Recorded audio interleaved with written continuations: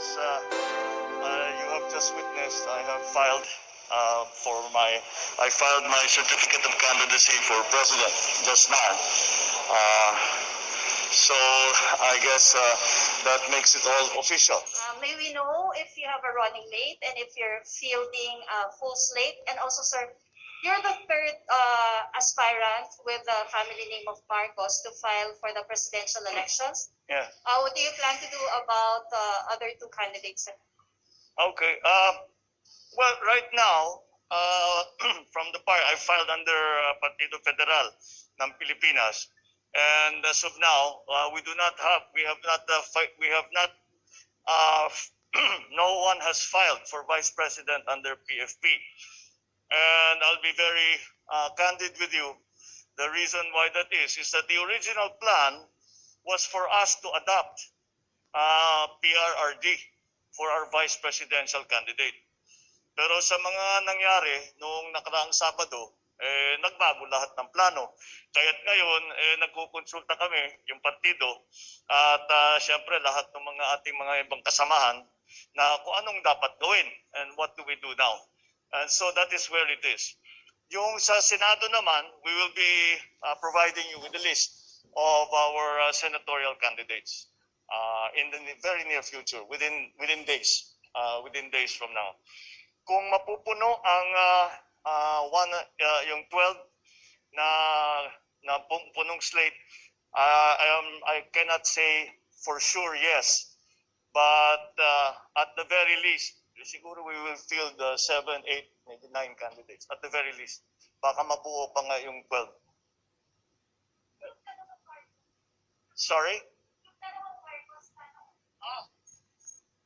Well, yes, I suppose we will have to see.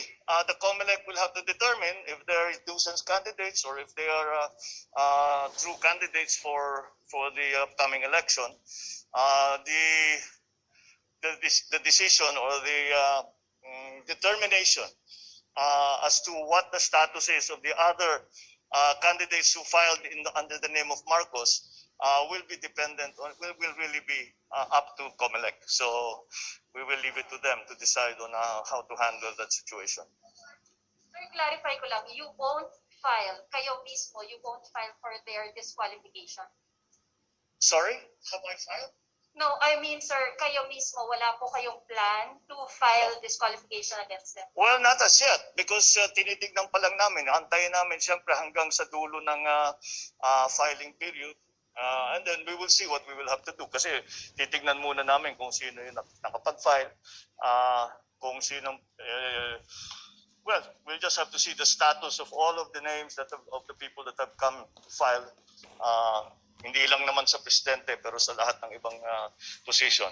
Then we will decide what to do. Sir, I would just like to ask, are you able to tell us yung pinag-usapan nyo ni Mayor Sara? How were you trying to convince her to be your VP? Or was presidency always the plan for you? Well, very early on, we talked about it. Yung very much publicized, yung pinuntahan namin siya bago ng birthday niya. We talked about politics but no specifics. And since then, hindi na kami nag-usap sa specifics. Yung mga ganyang klaseng usapan, ikaw mag-presidente, ako mag-vice, ikaw mag-vice, ako mag-president. Wala kaming hindi na umabot yung usapan namin sa ganun. But are you considering Senator Bongo as your VP? Are you considering Senator Bongo as your VP? Paano yun? Bong. Bong to the third power. Baka pwede rin. We'll see. Kaya nga, nagulat, siguro pati kayo, lahat naman tayo nagulat yung mga pangyayari ng Sabado. So we still have to determine what the effects of all of that will be, not only on me, but also the rest of the candidates in our party specifically. Yeah. Ano po mangyayari doon sa motion for reconsideration ninyo for the VP protest? Is that considered withdrawn with your filing of COC? I believe the Miriam doctrine is when you take your oath that you abandon. Rather, it becomes smooth.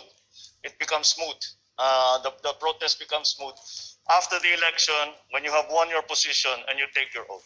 Friend, last question, and this is from our reporter covering you. Are you willing to accept more media interviews where you can be asked about your father's martial law? I have never refused any interview on any basis whatsoever. I don't know where that's coming from. When have I refused to answer questions about anything?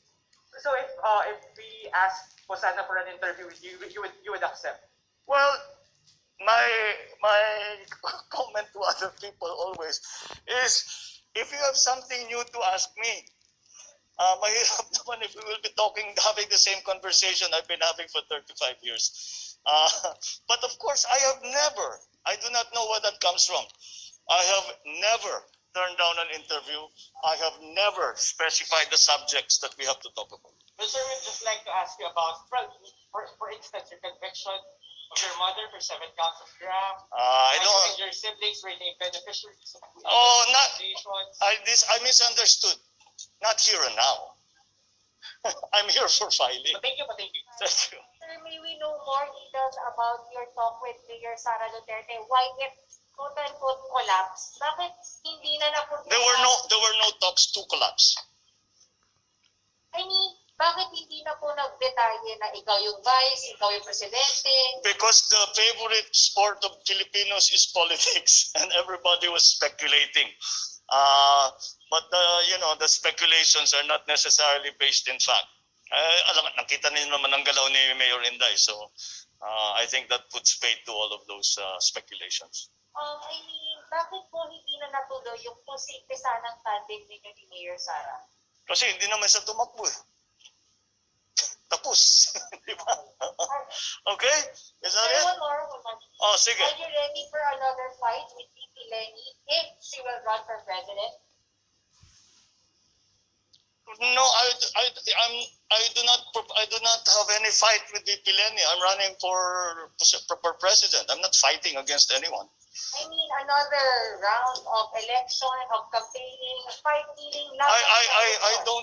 We have the Senator Ping is filing as we speak. So it's not going to be that kind of election. Marami kami. Ready kayong maka-face-to-face ulit makasama sa election si VP Lenny? I would not file my certificate of candidacy if I was not ready to campaign, if I was not ready to answer all your questions, and so I am ready to answer your questions, I'm ready to campaign, and that's what we're going to do. Thank you, sir. All right? Sir. Thank you. Sir. Maraming salamat. There's one more here. Sir, this one, yesterday you've mentioned you want to be a unifying leader. And Yes. today you've mentioned you don't want to talk about the same question or the same topic for how many years already.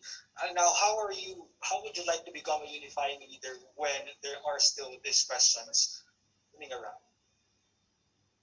In my view, those questions have all been answered. So we unify now in the face of the COVID crisis, in the face of the economic crisis. That is what I am talking about when I say a unifying leadership. Yan ang kailangan natin ngayon. At siguro ang hangarin ko, ang layunin ko ay makapagbigay ng tinatawag nga na unifying leadership para magkaisa ang mga Pilipinong harapin natin itong COVID, harapin natin ang pag-ahon at pagbukas ng ating ekonomiya. Yun ang ating layunin. Yun ang ating pangarap para dito sa. That is why I call it a unifying leadership, because it requires leadership, a leadership that unifies the country, does not polarize the country. Sure, sir. Thank you.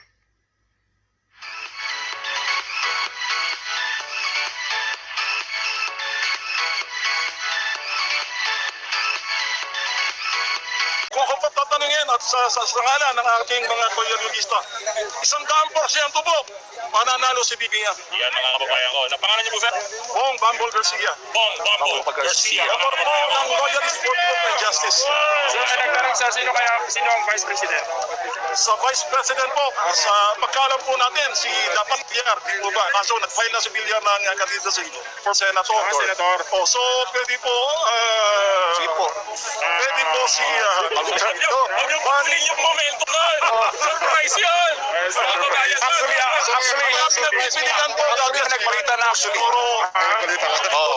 Si Sara, si Duterte. Sana po kay Duterte, ayan. Yun na. Sulit. Basta walang mga dilawan na makapasok. Hindi ko po pwede sabihin sa ngayon. Pero one thing I can assure you, lahat po kayo ay mamamanga at magugustuhan nyo kung sino ang magiging katandem niya. Sir, ang sigaw ng lahat, sir, BBM sana. Ano po? Ang sigaw ng karamihan, BBM, Duterte. Yes. Wala pong problema. Talagang basta wala daw ang dilawan. Kasi Niño Basaga siya nagsabi. Joke lang. Sir Niño Basaga, maraming salamat po. Maraming salamat po. Maraming salamat po. Sana sir? Bobo! Bobo kayo! Kaya mga kabayan ko. Salamat si Bong. Ayan, grabe. Ulitin mo nga sir, malakas Isa pa malakas. Mga bobo kayo! Sir, yung kumpleto. Bawal ang mga bubo. Bawal ang mga bobo! Ano yung lingkungan, mga bidya! Dahil mga bobo kayo!